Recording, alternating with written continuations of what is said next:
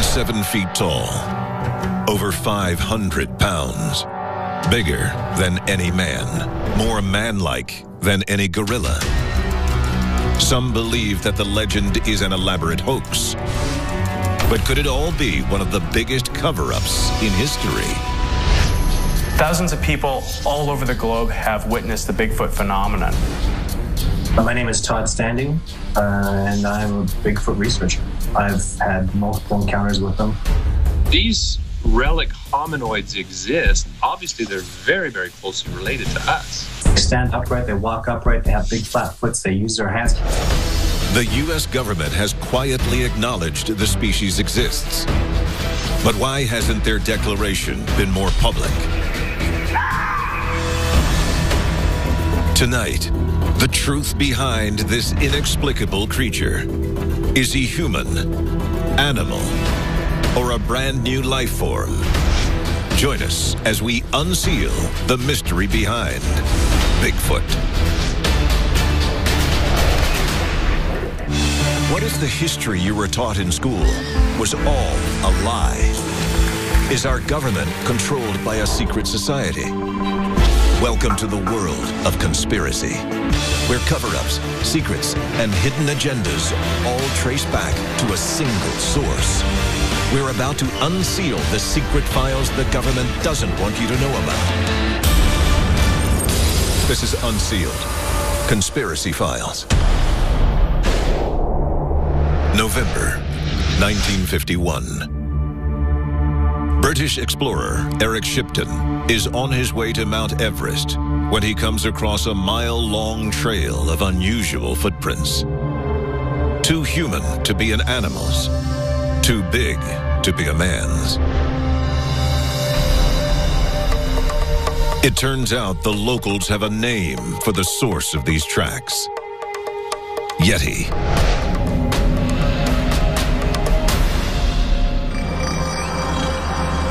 At an altitude of 18,000 feet, Shipton's discovery launched the modern era in the legend of Bigfoot. The Shipton footprint was the key to the reemergence of Yeti and Bigfoot in our culture today.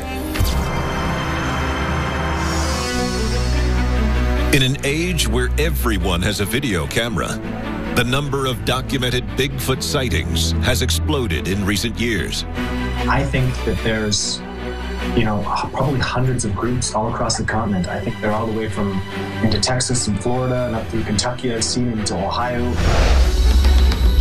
We've also had reports from the boreal forests of Canada, down the Appalachia region of eastern United States. Canadian Todd Standing claims he's been studying the elusive creature for years. I know they live and exist. It's very important to me that I keep them very confidential. But what do we really know about these creatures? Experts have broken down the tapes. Arms longer than a man. An inline step unlike any known monkey. The white soles of the feet. All the details lead to one conclusion: Bigfoot. When we see a Bigfoot walking, they tend to have more of a forward lean. They don't have the full upright posture of a modern human. And then their foot placement is somewhat different. Bigfoot sightings may be more prevalent than ever, but they're anything but new. The creature has lived in folklore for centuries. In 986 AD, Viking explorer Leif Erikson described encountering wild men creatures in North America. They were horribly ugly, hairy, swarthy, with big black eyes. The creature was already known to North American natives as Sasquatch. I've read Leif Erikson accounting of the big primate that actually kind of scared him off. It scared the Vikings away. I wholeheartedly believe that Leif Erikson, he saw Bigfoot. Wherever in the world they are seen, the documented instances show a creature similar in appearance. It was well over 8 feet tall, well in excess of 600 pounds. Males probably run on average about 8 feet in height, very thick through the torso. very heavily muscled limbs. Most encounters with the creature also share another less publicized detail. One thing is an incredible and terrible stench. It's a very unpleasant odor. Rotten meat, human feces, stinking gym clothes. When you smell a Bigfoot, it's because he damn well knows that he is upwind from you and you're getting a whiff. He's extremely aware of that. He's literally telling you, hey buddy, I'm here, be afraid. The long hair, the putrid stench, the oversized footprints. The amazing consistency in the descriptions of this beast point to more than just coincidence. Thousands of people all over the globe have witnessed the Bigfoot phenomenon. If you had thousands of people testifying in a court of law, the judge would always rule in their favor. For those who think these sightings are all the products of overactive imaginations, the U.S. government disagrees. When we return, the startling evidence the authorities don't want you to see. You can't hoax DNA, and they have multiple samples of DNA at different levels. Unsealed Conspiracy Files. Welcome back to the world of conspiracy. This is Unsealed Conspiracy Files. For 1,200 years, humans have been searching for Bigfoot. Skeptics say the grainy photos and blurry videos prove nothing, but the physical evidence is harder to explain away. Unsealed case file, the Pangbosh relics.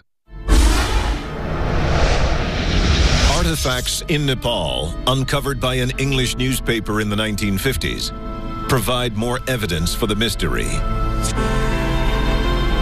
For 6 decades, the ridged scalp of an alleged Yeti has been displayed at the Pangbosh Monastery, alongside a supposed hand of the beast. The Pangbosh scalp has a ridge of hair that extends all the way to the forehead.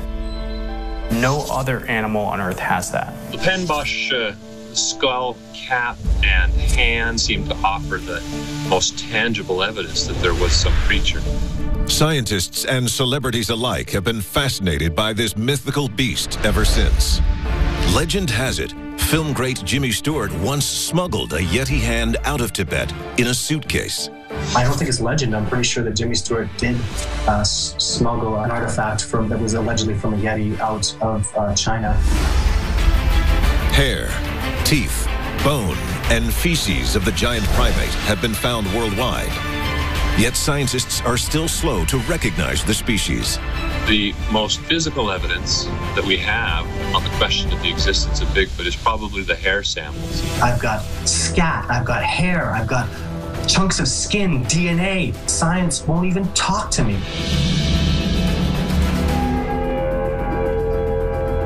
Without a doubt, these creatures exist. The Yeti hair from China was an exact match to samples found in Northern California. And both DNA samples are registering as unclassified species.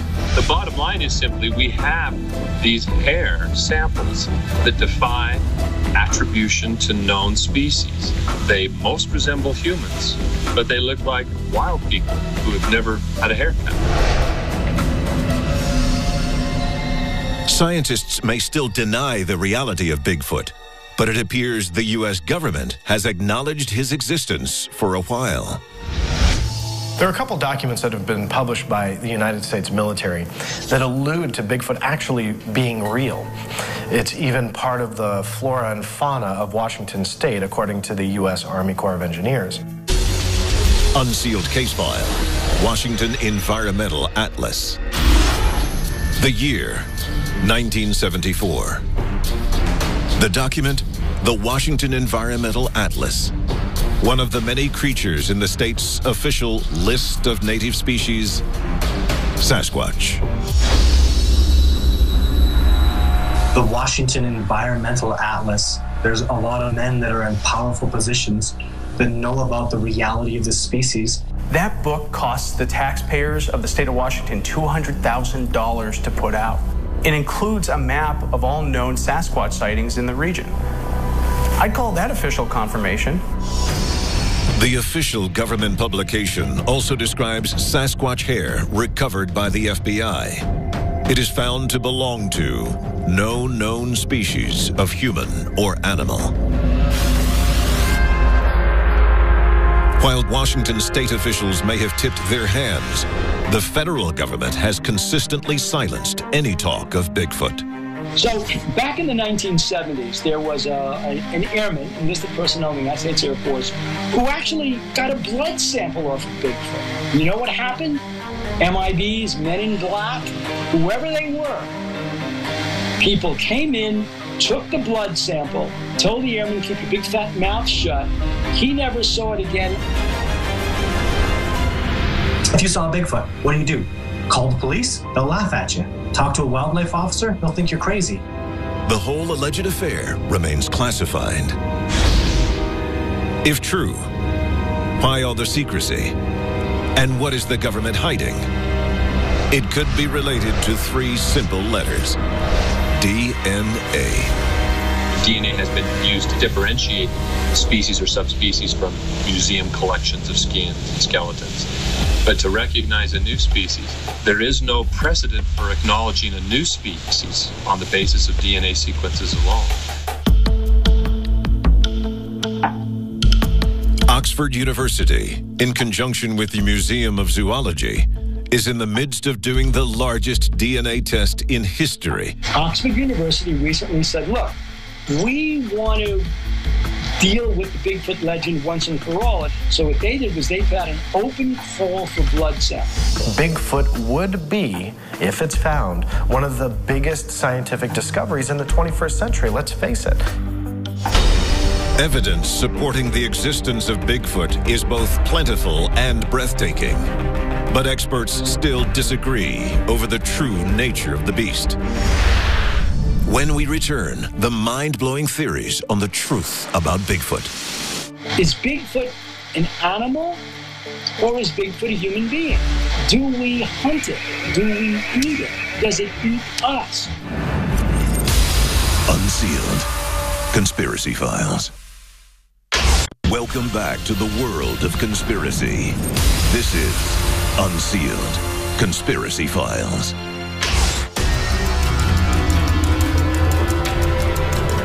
The evidence that something like a Bigfoot monster exists is overwhelming, and the U.S. government's official silence on the matter is deafening.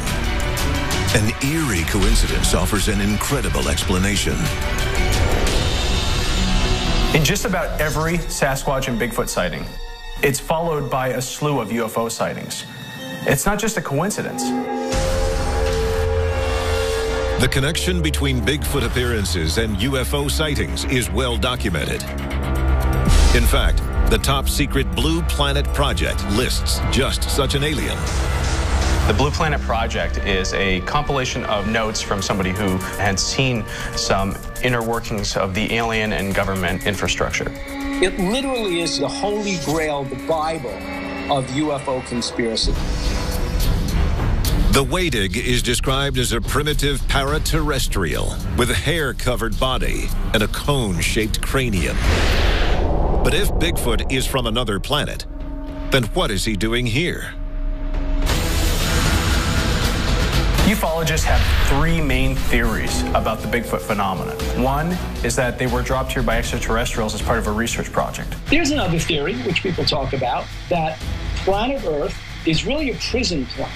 That long before the coming of human beings, that an alien race took its Untermenschen, took its terrible, terrible creatures that they thought weren't worthy of survival, brought them to planet Earth, planted them here, and they multiplied and prospered on planet Earth. And the third theory is that the Bigfoot are creatures that escaped experimentation from aliens and are hiding away from us in hopes that we're going to destroy ourselves and they can take over. There have been several different theories offered for in an effort to explain the origin of Sasquatch. One theory is more unsettling than most. unsealed case file, ape-human hybrid. According to some reports, the Russians have been trying to create a hybrid species from ape and human DNA since the 1920s. A Russian geneticist was exiled in 1927 from the Soviet Union because he may have created a hybrid ape man. Our DNAs are so similar. I mean, why not? There are people out there walking around with baboon hearts. You look at how we have evolved as humans, and then you look at a picture of Bigfoot. Who's to say that that could just be an offshoot of where we came from? It's no longer a question of whether or not it exists. With all the genetic data we have, it's just about classifying whether Bigfoot is more human or animal. Human DNA is extremely similar to alleged samples of Bigfoot DNA. So what exactly does that mean? Two experts share a startling conclusion. My working hypothesis is based on the fact that we have a giant primate, a candidate anyway, that's the right size in the right place at the right time in the form of Gigantopithecus. And that reality of evolution is this species is called Gigantopithecus, thought to have become extinct approximately 100,000 years ago, and they're not. They're alive and well, living in North America and in China and probably all through Asia and into Australia, and they've simply evolved. For every Bigfoot believer, there's a Bigfoot debunker. One of the major problems we run into in this field is the hoaxing. It goes on continuously year after year. People send us things that they're just crazy, and we have to waste our time on them because we have to make sure they're not real. I think those that aim to try and hoax a sighting or a piece of evidence is a huge detriment to the research to try and find this scientific discovery. As recently as August 2012, a man in a ghillie suit was struck and killed on a Montana highway while trying to convince passing motorists they'd seen a Bigfoot. And I prefer people not hoax, but I mean, when I come back with a body, all these arguments about hoaxing, not hoaxing, the reality, not reality, will be done. Everything else is academic. Is Bigfoot a real-life monster, watching us from the bushes and ready to kill to protect his habitat? Or are the thousands who reported seeing the creature merely confused cranks and attention seekers? The shocking answer when we return. The first words a scientist learns is, I don't know, yet. Unsealed Conspiracy Files. Welcome back to the world of conspiracy. This is Unsealed Conspiracy Files. The time to act is now. There are 3 simple steps you can take to unseal the truth. Follow on Twitter. Follow the Unsealed Twitter feed to receive breaking news of the latest conspiracies as they develop. Tell your story. What did you see that you shouldn't have? The government's known about it all along. Why has nobody told us? Upload stories and pictures to our interactive map. Join the movement. Get the Unsealed bracelet and the unique code hidden underneath to access exclusive content. Stop living in the dark. It is definitely coming this way. Get involved in the fight to unseal the truth. Now. Hair samples are inconclusive. Photo and video evidence is often disputed. If the existence of this creature is to be proven, it's going to take researchers like Todd Standing and Jeff Meldrum to do it. A body has to be found. That's my responsibility as a scientist and other scientists to explore and to determine whether new species exist. I will come back, not with a little knock on the door with a hair sample. I will come back and I will kick down your freaking door and I will shove a body in your face. They'll start recognizing this, teaching it in textbooks, but not until that moment. Everything else, it doesn't matter. Until that time, it's up to each of us to decide for ourselves. Bigfoot, myth, or real-life monster. Unsealed Conspiracy Files.